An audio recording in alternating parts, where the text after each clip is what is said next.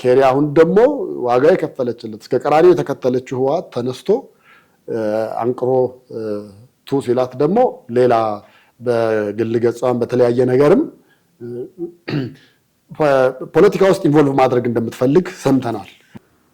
መጨረሻ ላይ ስልጣን ትይዞ ወይዘሮ ኬሪያ ባለቤቷን ሙሉ ለሙሉ እንዲለያት አደረገች። ከዛ በኋላ እንዳይከተል ምን እንዳይል በየሄደችበትም ጥግ እንዳይደርሱ ማስፈራራት ሁሉ ለባለቤቷ ይነገረው ነበር። ምርጫ ቦርድ የተሰረዘው የእነ ደብረጽዮን ወገን ደግሞ አሁን ጉዳዩ ከኤርትራ ጋር ሆኖ አንዳንድ ዲያስፖራዎችን አስመራ ድረስ እየላከ በዛ በኩል ግንኙነት ለማድረግ እየሞከረ ያለ ይመስላል። ጌታቸው ረዳ ከዛ በምን አይነት ምክንያት እንደወጡ ተናግረዋል። እንዴት እንደወጡ እንዴት ሊያመልጡ ከዛ በኋላ የሽኝት ፕሮግራም ራሱ ይደረግልህ ተብሎ ሲጠሩ አልሄድም ብለዋል።